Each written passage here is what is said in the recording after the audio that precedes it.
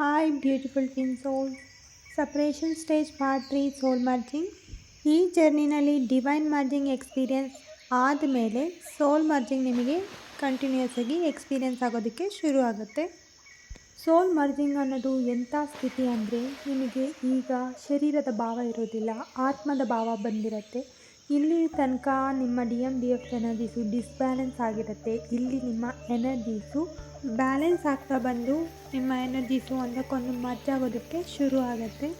ಇಲ್ಲಿ ಒಂದು ಅರ್ಥ ಮಾಡ್ಕೊಳ್ಳಿ ಕ್ಲಿಯರಾಗಿ, ನೀವು ಹುಟ್ಟಾಗಿಂದನೂ ಸೇಮ್ ಸೋಲ್ ಸೇಮ್ ಎನರ್ಜೀಸ್ನ ನೀವು ಶೇರ್ ಮಾಡಿದ್ರು ಈ 3D ಲೈಫಲ್ಲಿ ನಿಮ್ಮೊಳಗೆ ಕೆಲವೊಂದು ಬ್ಲಾಕೇಜಸ್ ಇರೋದ್ರಿಂದ ನೀವು ಕಂಪ್ಲೀಟಾಗಿ ಡಿವೈನ್ ಮರ್ಜಿಂಗ್ ಆಗಲಿ ಸೋಲ್ ಮರ್ಜಿಂಗ್ ಆಗಲಿ ಎಕ್ಸ್ಪೀರಿಯನ್ಸ್ ಮಾಡಿರೋದಿಲ್ಲ. ಯಾವಾಗ ನೀವು 3Dಯಲ್ಲಿ ನಿಮ್ಮ ಬ್ಲಾಕೇಜಸ್ನ ರಿಲೀಸ್ ಮಾಡ್ತೀರಾ ಆಗ ನೀವು ಸೋಲ್ ಮರ್ಜಿಂಗ್ನ ಕಂಪ್ಲೀಟಾಗಿ ಎಕ್ಸ್ಪೀರಿಯನ್ಸ್ ಮಾಡೋದಕ್ಕೆ ಶುರು ಮಾಡ್ತೀರಾ. ಈಗ ನಿಮಗೆ ಹೈಯರ್ ಲೆವೆಲಲ್ಲಿ ನಿಮ್ಮ ಡಿವೈನ್ ಕೌಂಟರ್ ಪಾರ್ಟ್ನರ್ನ ಜೊತೆ ಸೋಲ್ ಮರ್ಜಿಂಗ್ ಆಗ್ತಿರೋ ಎಕ್ಸ್ಪೀರಿಯನ್ಸು ನಿಮ್ಮೊಳಗೆ ಎಕ್ಸ್ಪೀರಿಯನ್ಸ್ ಆಗ್ತಾ ಬರುತ್ತೆ. ಆಸ್ಟ್ರಲ್ ಪ್ಲೇನಲ್ಲಿ ನೀವು ಒಂದೇ ಸೋಲ್ ಅನ್ನೋದು ಒಂದೇ ಎನರ್ಜಿ ಅನ್ನೋದು ನಿಮಗೆ ಎಕ್ಸ್ಪೀರಿಯನ್ಸ್ ಆಗ್ತಾ ಬರುತ್ತೆ. ನೀವು ಇಬ್ಬರು ಅಲ್ಲ, ಇದು ಎರಡು ಶರೀರ ಒಂದು ಆತ್ಮ ಅನ್ನೋದು ನಿಮಗೆ ಈಗ ಅನುಭೂತಿ ಆಗ್ತಾ ಬರುತ್ತೆ. ನಿಮ್ಮ ದೇಹ ಎಲ್ಲೇ ಇದ್ದರೂ ಸಪ್ತ ಸಾಗರದ ಆಚೆ ಇದ್ದರೂ ಕೂಡ ಅವರ ಉಪಸ್ಥಿತಿ ನಿಮಗೆ ಅನುಭೂತಿ ಆಗ್ತಾ ಬರುತ್ತೆ. ಈ ಸಮಯದಲ್ಲಿ ನಿಮ್ಮ ಡಿವೈನ್ ಕೌಂಟರ್ ಪಾರ್ಟ್ನರ್ನ ಪ್ರೆಸೆನ್ಸ್ ಮತ್ತು ಅವರ ಎನರ್ಜೀಸು ನೀವು ಕಂಪ್ಲೀಟಾಗಿ ಫೀಲ್ ಮಾಡ್ತೀರಾ. ಅವರು ನಿಮ್ಮೊಳಗೆ ಇದ್ದಾರೆ ಅನ್ನೋದನ್ನು ನೀವು ಕಂಪ್ಲೀಟಾಗಿ ಎಕ್ಸ್ಪೀರಿಯನ್ಸ್ ಮಾಡ್ತೀರಾ. ಈಗ ನೀವು 3Dಯಲ್ಲಿ ಮ್ಯಾರೇಜ್ ಆಗಲೇಬೇಕು, 3Dಯಲ್ಲಿ DM ಬೇಕೇ ಬೇಕು, ಈ ಥರ ನೀವು ಮೆಟೀರಿಯಲ್ ಲೈಫಲ್ಲಿ ಅದು ಬೇಕು ಇದು ಬೇಕು ಅನ್ನೋ ಆಸೆಗಳು ಕೂಡ ನಿಮಗೆ ಇರೋದಿಲ್ಲ. ಸೋಲ್ ಮರ್ಜ್ ಆದಮೇಲೆ ನೀವು ನಿಮ್ಮೊಳಗೆ ಕಂಪ್ಲೀಟ್ ಫೀಲ್ ಆಗ್ತಾ ಬರ್ತೀರಾ. ನೆಕ್ಸ್ಟ್ ನಿಮಗೆ ಈ ಸಮಯದಲ್ಲಿ ಸೋಲ್ ಪರ್ಪಸ್ ಕೂಡ ಸಿಗ್ತಾ ಬರುತ್ತೆ.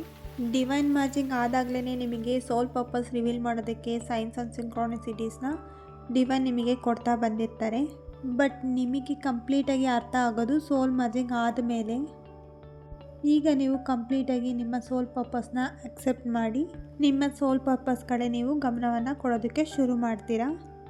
ಸೊ ಸೋಲ್ ಮರ್ಜಿಂಗ್ ಟೈಮಲ್ಲಿ ಡಿವೈನ್ ಫೆಮಿನೈನ್ಸಿಗೆ ಯಾವೆಲ್ಲ ಸೈನ್ಸ್ ಆ್ಯಂಡ್ ಸಿಂಕ್ರಾನಿಸಿಟೀಸ್ ಸಿಗುತ್ತೆ ಅಂದರೆ, ಪಾಯಿಂಟ್ ನಂಬರ್ 1 ಏಂಜಲ್ ನಂಬರ್ 696 969 699 996 966 699 ಈ ಥರ ಏಂಜಲ್ ನಂಬರ್ಸು ನಿಮಗೆ ಪದೇ ಪದೇ ಸಿಂಕ್ರಾನಿಸಿಟಿ ಆಗ್ತಾ ಬರುತ್ತೆ. ಇದು ಡ್ರೀಮಲ್ಲಿ ಕೂಡ ನಿಮಗೆ ಕಾಣಿಸ್ಬಹುದು.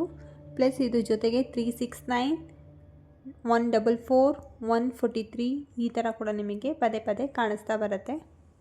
ಪಾಯಿಂಟ್ ನಂಬರ್ 2 ಡ್ರೀಮಲ್ಲಿ ನಿಮಗೆ 2 ಬಟರ್ಫ್ಲೈಸ್ ಹ್ಯಾಪಿಲಿ ಮೀಟ್ ಮಾಡ್ತಿರೋ ಥರ ಅಥವಾ ಯಾವುದಾದ್ರೂ ಪ್ರಾಣಿ ಪಕ್ಷಿಗಳು ಮೀಟ್ ಮಾಡೋ ಥರ ನಿಮಗೆ ಡ್ರೀಮಲ್ಲಿ ಕಾಣಿಸ್ಬಹುದು.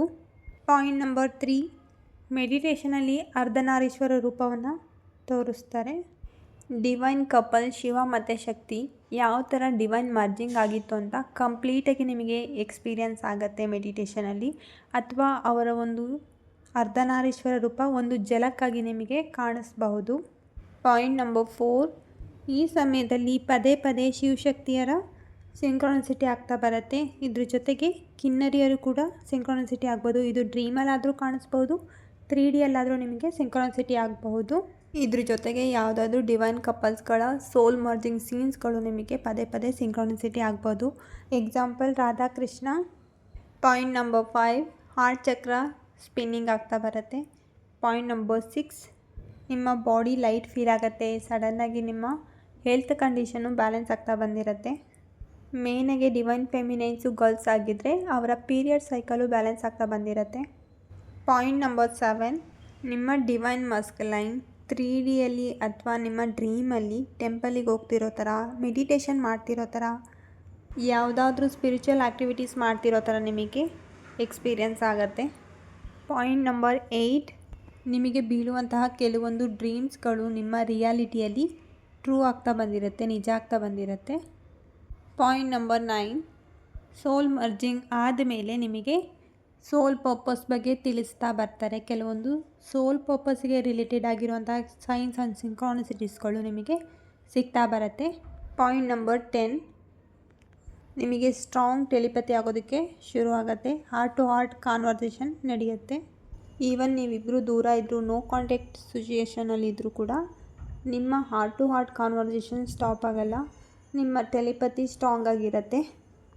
ಸಡನ್ನಾಗಿ ನಿಮ್ಮ DM ನಿಮಗೆ ಕಾಲ್ ಅಥವಾ ಮೆಸೇಜ್ ಮಾಡುವಂತಹ ಸಮಯ ಕೂಡ ಬರ್ಬೋದು. ನೀವು ಮಿಸ್ ಮಾಡಿಕೊಂಡಾಗ ಅವರು ಈ ಸಮಯದಲ್ಲಿ ಖಂಡಿತ ನಿಮಗೆ ಕಾಂಟ್ಯಾಕ್ಟ್ ಮಾಡೋದಕ್ಕೆ ಟ್ರೈ ಮಾಡ್ತಾರೆ. ಇಂಥ ದಿನ ಅಥವಾ ಸಮಯದಲ್ಲಿ ನೀವು ನನ್ನನ್ನು ನೆನಪಿಸ್ಕೊಂಡ್ರಾ ಅಂತ ನಿಮ್ಮ ಹತ್ರನೇ ಕೇಳಬಹುದು ಡೈರೆಕ್ಟಾಗಿ.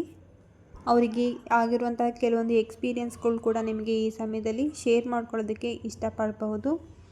ಇನ್ ಕೇಸ್ ಅವರು ನಿಮ್ಮ ಹತ್ರ ಬಂದು ಕಾಂಟ್ಯಾಕ್ಟ್ ಮಾಡಿದಾಗ ನೀವು ಇದ್ರ ಬಗ್ಗೆ ಯಾವುದನ್ನು ಶೇರ್ ಮಾಡೋದಕ್ಕೆ ಹೋಗಬೇಡಿ. ಸಡನ್ನಾಗಿ ಎಕ್ಸೈಟ್ಮೆಂಟಲ್ಲಿ ಎಲ್ಲ ಹೇಳ್ಕೊಡೋದಕ್ಕೆ ಹೋಗಬೇಡಿ.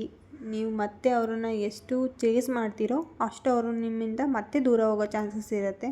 ಅದ್ರ ಬದಲು ಕಾಮಾಗಿ ಪೀಸಾಗಿ ಅವ್ರ ಜೊತೆ ಮಾತಾಡಿ ನೀವು ಯಾವುದನ್ನು ಹೇಳ್ಕೊಡೋದಕ್ಕೆ ಹೋಗಬೇಡಿ.